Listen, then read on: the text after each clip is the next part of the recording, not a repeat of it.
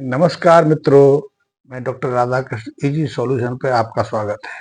सबसे पहले तो आपसे रिक्वेस्ट है कि आप अभी तक यदि आपने मेरे चैनल को सब्सक्राइब नहीं किया है तो सब्सक्राइब भी कर लें और मेरे बेल आइकन को प्रेस कर लें।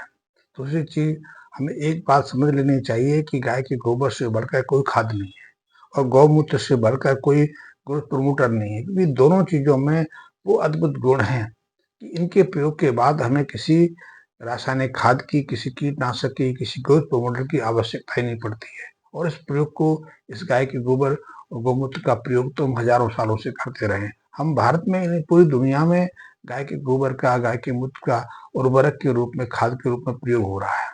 गाय के गोबर से तो ह्यूमस तैयार होता है, उससे पोषक तत्वों की उत्पत्ति होती है। उसमें कई ऐसे केमिकल होते हैं जिनको आज भी हम पहचान के बहुत अद्भुत आश्चर्यचकित हो जाते हैं।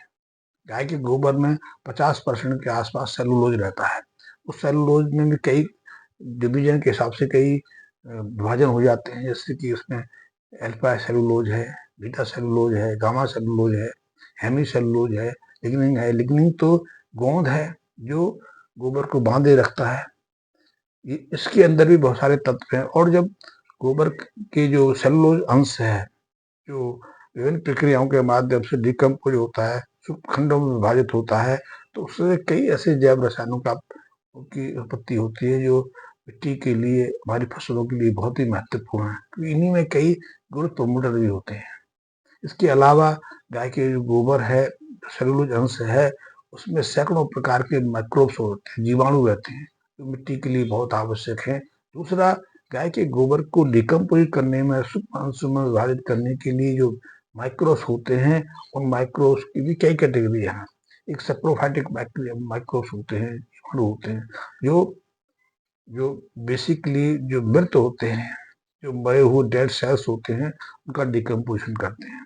आपने देखा होगा, हम स्वस्थ हैं, कोई प्राणी स्वस्थ है, कोई जीव स्वस्थ है, तब तक उसमें कोई सड़न नहीं मरती।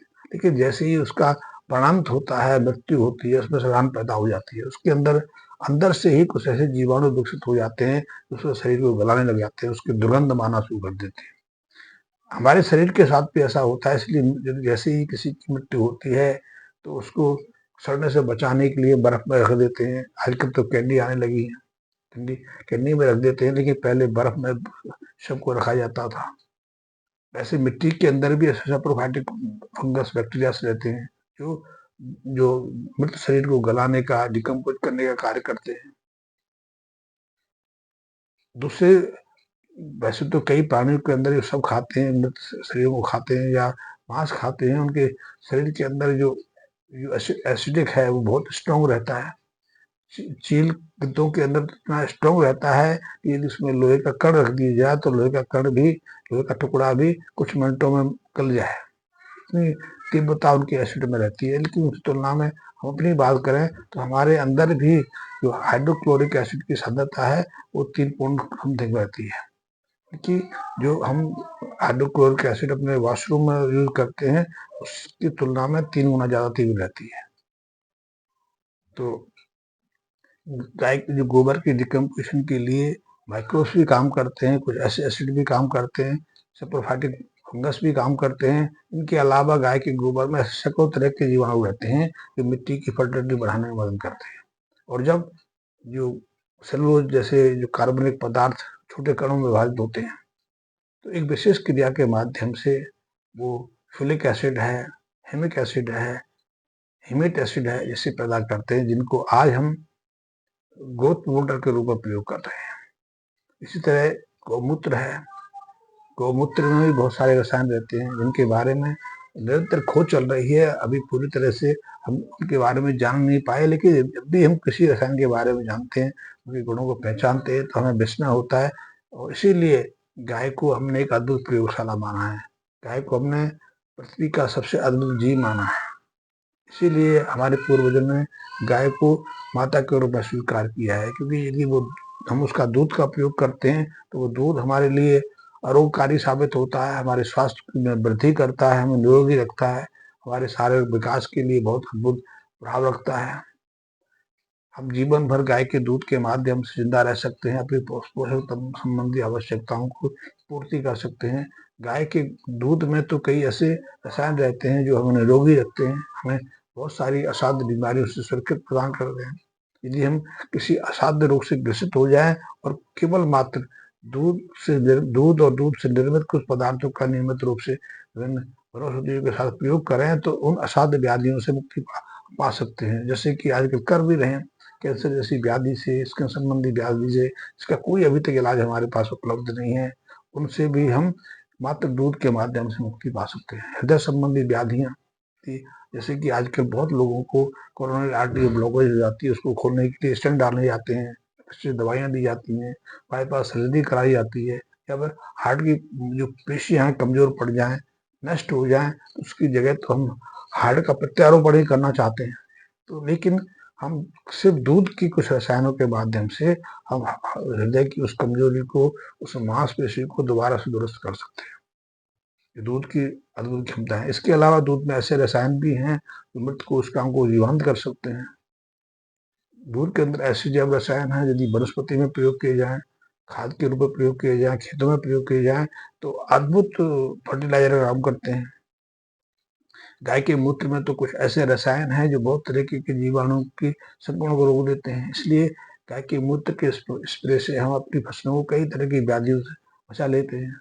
इसी गाय के मूत्र का प्रयोग हम विशुद्ध तरीके से करें। यदि उसमें हम कॉपर डाल दें, हम उसमें कुछ बेसिस वनस्पति का एक्सट्रैक्ट डाल दें, कि मैं तो ऐसे प्रयोग करता रहता हूँ, तो हम अपनी फसलों को विभिन्न रोगों से बचा सकते हैं।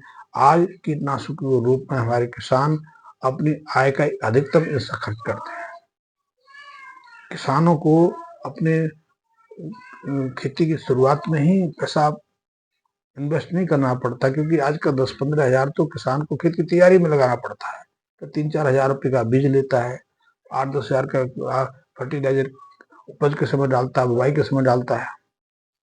लेकिन जब 15-20 दिन के बाद उसकी फसल में कुछ कमी आ जाती है, कोई बीमारी लग जाती है, कोई रोग उसको ग्रसित कर लेता है, तो फिर वो तनाव में आ जाता है, परेशान हो जाता है, फिर वो दवाइयों का सहारा पकड़ लेता है। ये सामान्य फसलों की बात कर रहा हूँ। यदि आप साग सब्जियां लेते हैं तो साग सब्जियों पर तो एक किसान को 1 एकड़ में 70-75 हजार से लेकर 1.5 लाख रुपए तक की दवाई छिड़कनी पड़ती है।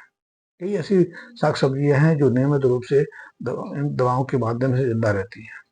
इसमें हरी मिर्च ले सकते हैं, बैंगन ले सकते हैं, गोभी ले सकते हैं, टमाटर ले सकते हैं। ऐसी फसलें हैं जिनमें नियमित रूप से हमें कीटनाशकों का या फिर दूसरी दवाओं का स्प्रे करना पड़ता है। जो फलों की उत्पादकता, मेरे पास कई ऐसे फल उत्पादकता हैं। मैं सेब की बात करूं तो हिमाचल प्रदेश में, किन्नौर में या शिमला के ऊपर कई ऐसे मेरे मित्र हैं जो सेब की फसल करते हैं। वो कहते हैं कि उनको 1 एकड़ सेब लेने के लिए 1.5 लाख 2 लाख रुपए तक के कीटनाशक का प्रयोग करना पड़ता है। खेत की तैयारी में खर्चा हो गया वो बात अलग है, जो खाद उन्होंने प्रयोग किए वो बात अलग है, मजदूरी जो लगाई वो अलग है। लेकिन सिर्फ अपने फलों को बीमारियों से बचाने के लिए, सेबों को बीमारियों के प्रकोप से दूर रखने के लिए कीटनाशकों पर लाखों रुपए खर्च करने पड़ते हैं।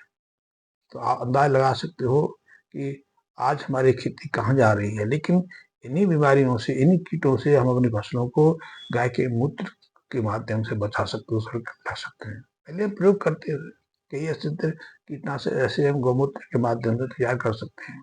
ये आपको कुछ ना चले तो हमने गौमूत्र क्षार बनाया है, गौमूत्र से भस्म तैयार किया, आप इसका प्रयोग कर सकते हैं। आपको लगे कि आपकी फसल में कोई रोग लग गया है, या फंगस सा है, बैक्टीरिया का है, वायरस का है, या कोई कीट का प्रकोप आ गया है, तो आप इसका प्रयोग करके देख लीजिए। इसका प्रयोग आप नीम की पत्ती से कर सकते हैं। नीम की पत्ती ले लीजिए, निबोली ले लीजिए, उसका पेस्ट बना लीजिए। चाहो तो उसमें अदरक की पेस्ट भी डाल सकते हैं आप। चाहो तो उसमें आप, एक हमरा आता है, हमरा एक आम खरपतवार है, बहुत जगह अपने आप उगाता है, उसका प्रयोग कर सकते हो। उसकी पेस्ट बना के इस गौमूत्र क्षार के जो सॉल्यूशन है, उसका सॉल्यूशन बनाना बहुत सिंपल है। मैंने पहले बताया भी है कि आप 20-25 लीटर का कोई प्लास्टिक का ड्रम ले सकते हैं, 40 लीटर का ड्रम भी ले सकते हैं, तो 20-25 लीटर के आसपास शुद्ध पानी ले लीजिए। ऐसा पानी ले लीजिए जिसमें कोई केमिकल ना हो। केमिकल से इनकी इनकी जो गुणवत्ता में कमी आती है, बाकी कोई भी पानी चलेगा। आप पोखर का पानी ले सकते हैं, कुएं का पानी, ट्यूबवेल का पानी, टंकी कोई भी पानी ले सकते हैं, नदी का पानी ले सकते हैं। तो 20-25 लीटर के आसपास पानी ले लीजिए, उसमें 100 लीटर के आसपास गौमूत्र खाद मिला दीजिए, अच्छे से उसको हिला दीजिए, मिला दीजिए। साथ में आप नीम की पेस्ट भी डाल दीजिए, निबोली की पेस्ट डाल दीजिए, चाहो तो नीम का तेल आता है वो भी डाल दीजिए। उसके साथ में चाहें तो आप जो मेंथोल होता है, पेपरमेंट होता है, पुदीना का सत्व होता है वो भी डाल सकते हैं, क्योंकि वो भी कई तरह के कीटाणुओं को से भगाने में मदद करता है, वो भी आपके लिए बहुत उपयोग हो सकता है। चाहो तो उसमें आप दालचीनी का जो सत्व आता है, दालचीनी का ऑयल आता है वो भी टपका सकते हैं, वो भी अद्भुत है, वो भी बहुत तरह के जीवाणु से, बहुत तरह के वायरस से, बैक्टीरिया से मुक्ति दिलाने में मददगार है। कि ये और भी चीजें हैं। साथ ही आप चाहो तो अदरक की पेस्ट बना के डालोगे, आग की पेस्ट बना के डालोगे, तो इससे गौमूत्र क्षार की गुणों में वृद्धि होती है। तो आप इनका स्प्रे कर दीजिए। सिर्फ एक बार स्प्रे करने की आवश्यकता है, ज्यादा से ज्यादा 3 बार स्प्रे करने की आवश्यकता है। कोई भी रोग आपकी फसल पर लग गया हो, साग सब्जियों पर लग गया हो, फलों पर लग गया हो, या सामान गेहूं में, चावल में, गन्ने में, कपास में लग गया हो, आप देखेंगे कि पहले स्प्रे से 50% रोग से मुक्ति मिल जाएगी। दूसरा स्प्रे कर लिया तो सफलता की दर जो 80-85% बढ़ जाती है, और तीसरी बार स्प्रे कर लिया तो 100% आप मुक्त हो गए। साथ ही इसके जो विशेष गुण हैं, जो उसके विशेष जो रसायन है, वो उसकी उत्पादकता में अतिरिक्त वृद्धि करेंगे। हाँ, ये अवश्य है कि जब भी आप इसको प्रयोग करें, रोग मुक्ति के लिए करना चाह रहे हैं, तो करें कि इसको स्प्रे करें, उसके तुरंत 1-2 दिन के बाद बारिश नहीं होनी चाहिए। बारिश हो गई तो उसका प्रभाव घट जाता है। 3-4 दिन तो इसके बाद बारिश होनी चाहिए, पानी से अपने फसल को भिगोना नहीं है। यदि आप सामान्य ग्रोथ के रूप में इसका प्रयोग करना चाह रहे हैं, तो आप इसका स्प्रे कर दीजिए, उसके बाद पानी दे दीजिए। पानी दूसरे दिन देंगे तो देखेंगे कि उसकी ग्रोथ में वृद्धि हो जाती है। फ्लावरिंग रुकी हुई थी तो 3-4 दिन के बाद फ्लावरिंग की दर बढ़ जाती है। यदि आप फसल ग्रोथ के 10-15 दिन के बाद, जैसे अंकुरण 3-4-5 इंच का होता है, तब देते हैं, तो देखेंगे कि इसके बाद 3-4 दिन के बाद उसकी कलियां और बढ़ जाती है। पहले एक कली थी, देखेंगे कि इसके प्रयोग से 7-8 दिन में एक कली की जगह 8 से 12 कलियां निकल आती है। क्योंकि इसमें क्या है हम भी पूरी तरह से नहीं जानते, ठीक है। हमने तो वैदिक सिद्धांत के आधार पर उसको तैयार किया है। मानव के स्वास्थ्य के लिए तो उसका विशेष प्रयोग हो ही रहा है। गौमूत्र का प्रयोग तो खेतों में किया जा रहा है, हमने सिर्फ इसका एक नया फॉर्म चेंज किया है। हमने गौमूत्र क्षार के साथ में कुछ वनौषधियों का प्रयोग भी किया है। इसमें मोरिंगा है, मोरिंगा में तो 108 एलिमेंट्स मिलते हैं। उसमें जो मिनरल्स की बात करें तो 18 मिनरल्स तो खेती के लिए उपयोगी हैं, जो उसमें मिलते हैं। विटामिन मिल जाते हैं, अमीनो एसिड मिल जाते हैं। तो हमने उसमें मोरिंगा का प्रयोग भी किया है। मोरिंगा के अलावा हमने पुनर्वा का भी प्रयोग किया है। पुनर्वा में तो ऐसे रसायन हैं जो बहुत ही अद्भुत है, वो मृत कोशिकाओं को पुनर्जीवित करने की क्षमता रखते हैं। इसीलिए पुनर्वा का प्रयोग हम उन रोगियों को कराते हैं जिनकी आंतरिक अंगों में विकृति आ गई है, ठीक नहीं हो रहे हैं। किसी की किडनी खराब हो गई है, किसी का लीवर खराब हो गया है। लीवर तो बहुत महत्वपूर्ण है, लेकिन पुनर्वा मूल के प्रयोग से उसका लीवर उसका दोबारा से स्वस्थ हो जाता है। तो उसका अर्क भी उसमें प्रयोग किया है। ऐसे हमने 25-30 जड़ी बूटियों का प्रयोग इसमें किया है, जो विशेष हमारी खेती के लिए महत्वपूर्ण है। उससे बहुत सारे रसायन हमारी खेती को मिलते हैं, तो हमारी खेती में नई जान आ जाती है। धन्यवाद मित्रों।